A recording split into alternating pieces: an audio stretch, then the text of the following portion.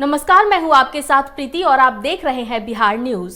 खबर मसौढ़ी अनुमंडल के धनरुआ प्रखंड कार्यालय का है, जहां निगरानी की टीम ने आवास सहायक रुपेश कुमार और वार्ड सदस्य अवधेश वर्मा को लाभुक से रिश्वत लेते हुए रंगे हाथों पकड़ लिया और गिरफ्तार कर अपने साथ ले गई। निगरानी विभाग को ये सूचना मिल रही थी कि लाभुकों से पैसे की मांग दोनों के द्वारा की जा रही थी। सूचना मिलते ही निगरानी विभाग की टीम छापेमारी कर दोनों को धनरुआ प्रखंड परिसर से गिरफ्तार कर लिया। ये दोनों की गिरफ्तारी से कर्मचारियों में हड़कंप मच गया है। तो हम उनको बोलते रहेंगे, इंसान डराएंगे ही कि हमको भारी समझिए, इसलिए काम तो सही में मेरा मकान है और तो अभी भी वहाँ भी बोल के हैं कि जिनको पक्का मकान है उनको पैसा लगेगा, जिनको कच्चा मकान है। अब विधवा है, कोई गरीब है, मट्टी का है, बताइए। उतना तो मिलते नहीं है, होगा केगो होगा, बड़ी मुश्किल से 20 को 25 को ऐसा होगा कि जिसका 25 को कच्चा हम मकान पेपर होगा। दिए हैं। अब बाकी जिनका ईटा का मकान बना हुआ है उनको पैसा लगेगा, चाहे वो नौकरी नहीं अपना फंसाने, लेकिन जिनका कच्चा उनको ना लगेगा। वो अपना खुशी से अपना जो दे दीजिएगा वहीं आप मिलने के बाद तो हम बताएंगे कहेंगे पर कोई भी लाभ निकाल दीजिए। अरे भैया हम क्या बोले कि पहले तो वही तो बोले कि दीदी का कमा करवा देना। हमर वाला मैंने निकाल दीजिए। अरे भैया तो हम तो करे पहले एक के बाद एक ना काम होता है कि सब कमाई के बार हो जाता है। ठीक है तो निकाल दो। तो वही ना बोल रहे हैं कि 5 दीदी लेंगे, बता दे रहे हैं। अब कल से परसों तक मैं आपको फोन करके हम आ जाएंगे, बता देंगे, चल जाके निकाल लीजिए।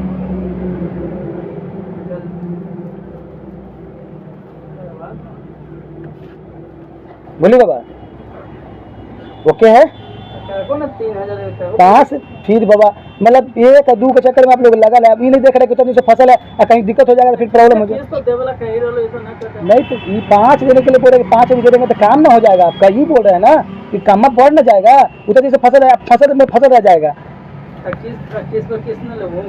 अरे भैया ये लगाना पड़ेगा हमको भी, फसल चीज है, आप समझिए ना। आपकी किस में ना लगूं? तो आपकी किस्मत तो बोल ही रहे हैं कि 2000 देंगे, अब फिर लगता है 30 किस्त कर देंगे, काम खत्म हो गया इनका। ओकरे में कम दे देंगे कि ना भाई लीजिए आप 1000 लीजिए जाइए।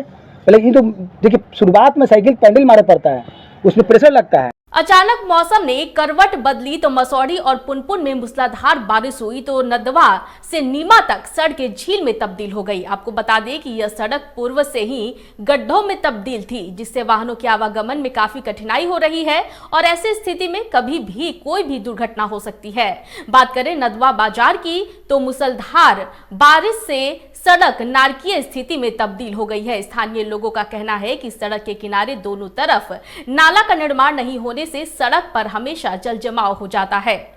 NH 83 का जो सड़क है नदमा बाजार में स्टेशन के रेलवे लाइन किनारे वाला, वो अब जो जानकारी के अनुसार पता चला है कि ये PWD सड़क बिहार सरकार जो बनाती है उसको पुनः वापस कर दिया गया है। तो मैं चाहूँगा कि ये सड़क किनारे ये जो प्रावधान है बिहार सरकार का नाला बनाने का, उसके तहत ये 3 फीट चौड़ा नाला निर्माण कराया जाए ताकि इस बाजार का कल्याण हो और जल जमाव से हम बचें।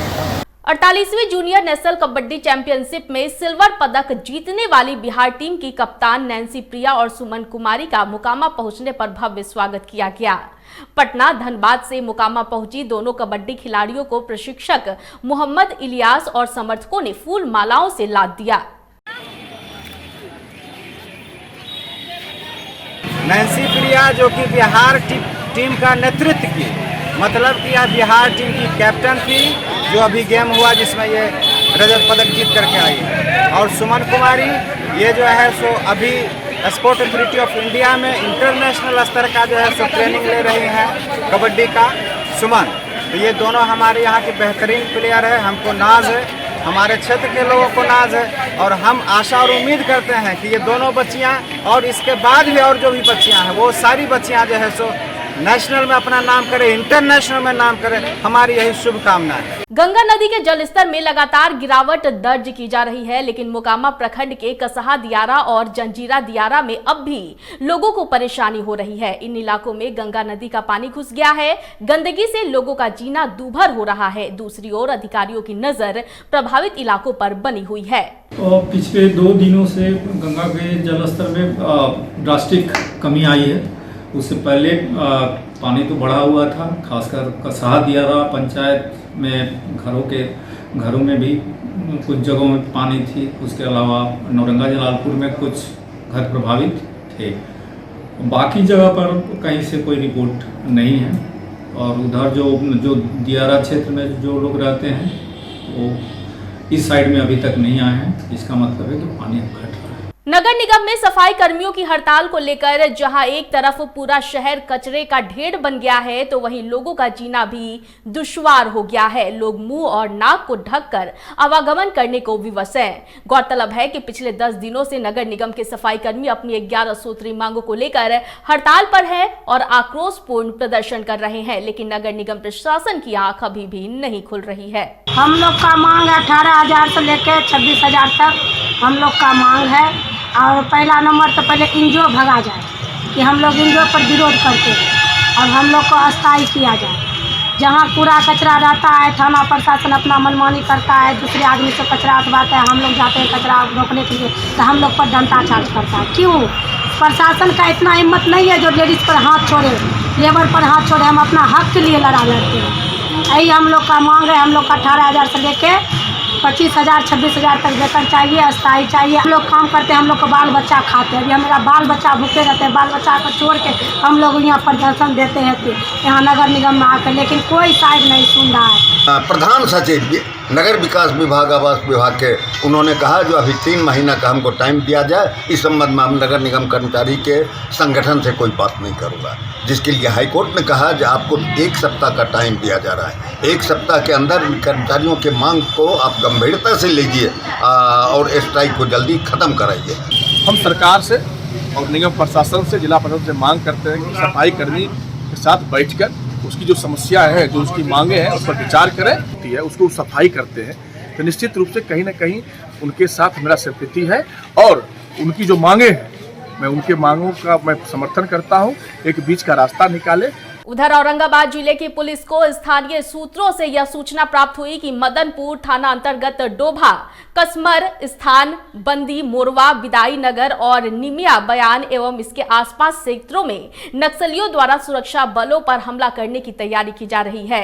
एसपी कांतेश कुमार मिश्रा ने बताया कि इस सूचना के आधार पर नक्सलियों के विरुद्ध संयुक्त सर्च अभियान चलाया गया, जिसमें नक्सलियों द्वारा इस्तेमाल किए जाने वाले एक ड्रोन, 15 मोटोरोला सेट, आंख की रोशनी जांच करने की किट तथा नक्सली साहित्य समेत दवा, भोजन सामग्री, डोंगरी, ड्रेस व अन्य सामान जब्त किए गए हैं। वहीं विस्फोटक सामग्रियों को वहीं पर नष्ट कर दिया गया।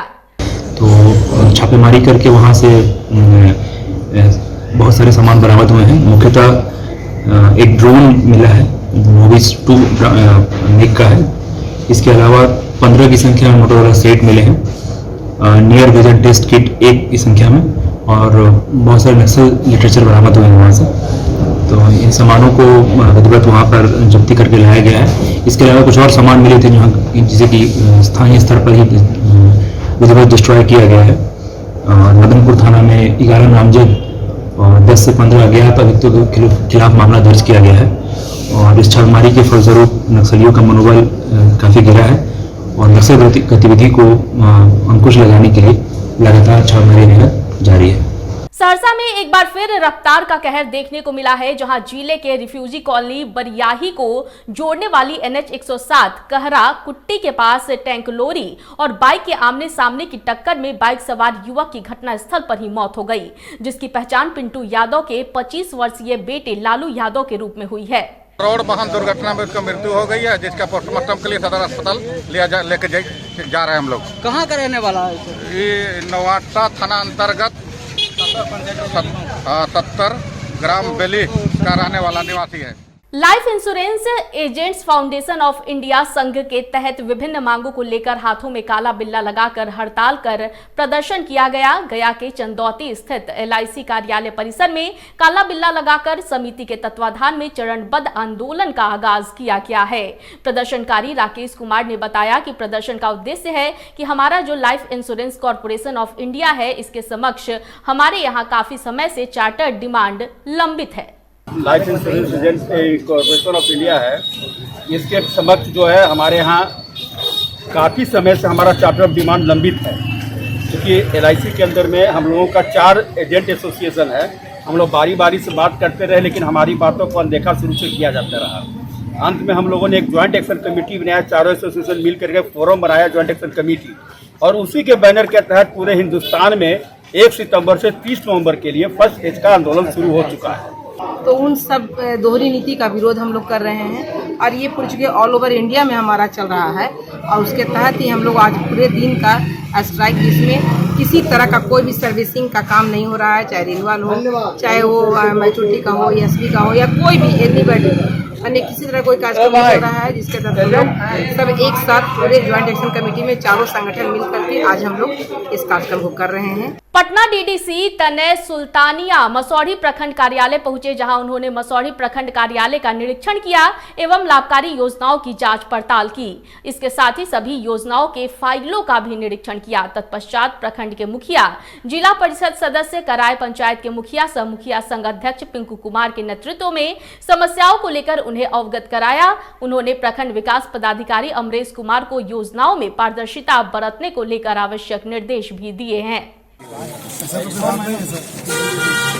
जो घर मजरुआ में सर पैन में रोड बनवा दिए गरीब लोग नाम है सरकारी जमीन में।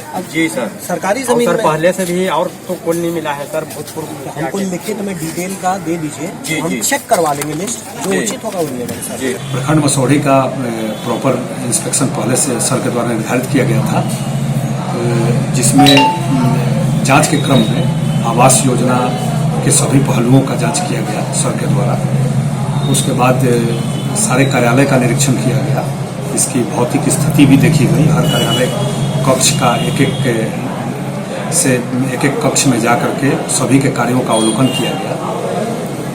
उसके बाद कार्यालय के विभिन्न अभिलेखों के संधारण का, कैशबुक का, सभी चीज़ों का गहन जांच सर के द्वारा की गई, और जो भी आवश्यक सुझाव था, जो भी निर्देश था सर के द्वारा, ये आवश्यक दिशा निर्देश इसमें दिए गए। सर के द्वारा ये भी बताया गया कि प्रखंड कार्यालय में जो महिलाओं के लिए शौचालय की उनको दिखाई दी कि यहाँ पर शौचालय की व्यवस्था होनी चाहिए अलग से। घटना पटना गया रेलखंड के पुनपुन दक्षिणी आउटर सिग्नल के पास की है, जहां अज्ञात ट्रेन की चपेट में आने से एक अधेड़ व्यक्ति की मौत घटना स्थल पर ही हो गई। सूचना मिलते ही तारिंगना रेल पुलिस घटना स्थल पर पहुंचकर शव को कब्जे में लेकर पोस्टमार्टम के लिए अस्पताल भेज दिया है। फिलहाल शव की शिनाख्त नहीं हो सकी है। इन्वेंटर्स एडुकेयर के स्थापना का मूल उद्देश्य विषम परिस्थितियों में बेहतर पढ़ाई उपलब्ध कराना रहा है। पिछले कुछ वर्षों में हमारे पढ़ाई के उत्कृष्टता को बच्चों और अभिभावकों ने जिस तरह से सराहा है, उससे हमारी जिम्मेदारी और बढ़ जाती है। हमारे प्रदेश में प्रतिभा की कमी नहीं है, लेकिन सभी बच्चे आर्थिक रूप से सक्षम नहीं होते हैं, जिससे वो अच्छी पढ़ाई पा सके। इसी जिम्मेदारी का निर्वहन करते हुए इन्वेंटर्स लेकर आया है inventors scholarship come open reward exam I score 2023। यह परीक्षा पूरे प्रदेश में 16 अक्टूबर 2022 को प्रदेश के 40 परीक्षा केंद्रों पर आयोजित की जा रही है। इन्वेंटर्स इस परीक्षा में शामिल होने वाले हर छात्र छात्राओं को उनके काबिलियत के अनुसार रिवॉर्ड करेगा। इन्वेंटर्स द्वारा आयोजित इन्वेंटर्स स्कॉलरशिप कम ओपन रिवॉर्ड एग्जाम से संबंधित है। सबसे पहला प्रश्न है कि आखिर इस तरह के एग्जाम के आयोजन की जरूरत क्यों है। टीम इन्वेंटर्स का मानना है कि जितने भी विद्यार्थी, चाहे वो देश के हों या प्रदेश के हों, शिक्षा का अधिकार सबको मिलना चाहिए। लेकिन अभी के विकट परिस्थिति में, महंगाई के इस दौर में, हर एक अभिभावक के लिए संभव नहीं हो पाता है कि वो अपने बच्चों को क्वालिटी एजुकेशन दे पाए। तो इन्वेंटर्स ने ये तय किया है कि प्रदेश का कोई भी वैसा बच्चा जो टैलेंट वाइज बहुत अच्छा है, लेकिन उनके माँ पिताजी के पास सीमित आर्थिक संसाधन नहीं है, बावजूद इसके वो इन्वेंटर्स जैसे संस्थान में रह के पढ़ाई कर सकता है। उसी उद्देश्य से इस एग्ज़ाम का आयोजन पूरे प्रदेश के 40 परीक्षा केंद्र पर इसी साल के अक्टूबर महीने में 16 तारीख को की जा रही है। नालंदा में कर्मा पूजा के लिए मिट्टी एवं झाड़ लाने गई 2 सगी बहनों के पईन में डूबने से मौत हो गई। मौत की जानकारी मिलते ही परिवार में कोहराम मच गया। मृतिका नगर नौसा थाना क्षेत्र के मोनियमपुर गांव निवासी राम सूचित यादव कप की 14 वर्षीय पुत्री रानी कुमारी और 12 वर्षीय पुत्री लवली कुमारी है।